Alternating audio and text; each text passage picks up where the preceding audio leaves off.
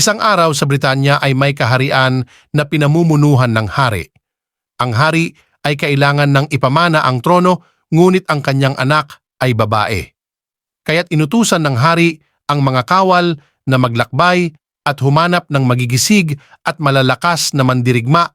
Kaya't naglakbay ang mga kawal at bumalik ng kasama ang 3 mandirigma. Ang mga pangalan ng 3 mandirigma ay mahirap i-pronounce kaya't pinangalanan na lang hari ang mga ito ng Negro, Maputi at Pilipino.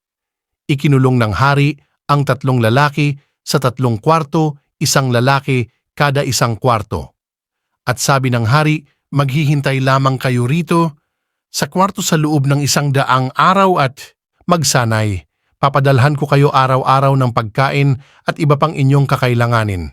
Pero ang hindi alam ng 3 lalaki ay may nakahandang pagsubok ang hari para sa mga ito. Kaya't pagkalipas ng 20 na araw ay nagpadala ang hari ng tag-iisang napakalaki at napakatapang na toro, ngunit natalo ito ng mga mandirigma.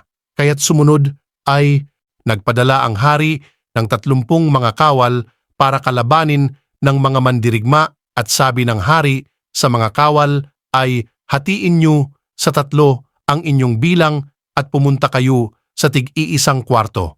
Kaya't hinati ng mga kawal sa 3 ang kanilang bilang at kinalaban ng walang takot ang 3 lalaki, ngunit natalo sila ng mga ito. Kaya't nag-isip ang hari ng 3 at huling pagsubok para sa mga kawal. Ilang oras, nag-isip ang hari ng pagsubok at sabing, alam ko na. Nagpadala ang hari ng magagandang dilag sa bawat kwarto.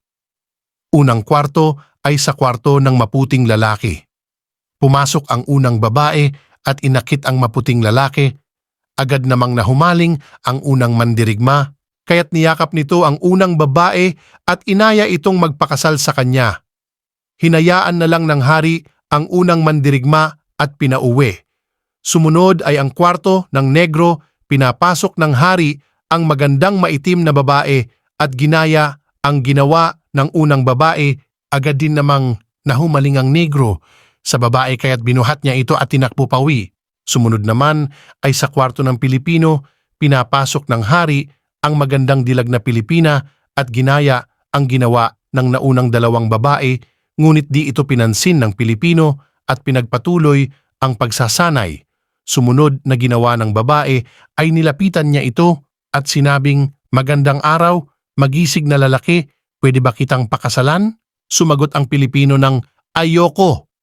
Kaya't napanginiti ang hari at sinabi sa Pilipino na ikaw na ang magmamana ng aking kaharian at papakasalan mo ang aking nag-iisang anak.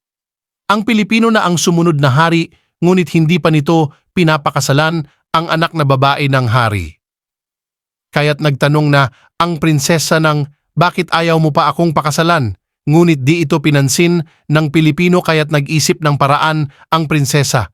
Inakit ng prinsesa ang Pilipino ngunit di pa rin ito umepekto kaya't nagalit ang prinsesa.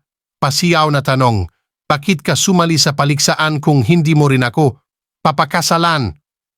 Sumagot din ang Pilipino ng hoy di tayo talo te sumali ako dito para yumaman at makakuha ng magigisig na lalaki. Sabay sabing che, kaya't tumakbo ang prinsesa hanggang sa makarating ito sa kalsada at nasagasaan ng humaharurot na kotse. Kaya't kung bago ka lang dito ay pindutin muna ang like button at mag-subscribe sa aking channel para sa susunod na kwento. Babush!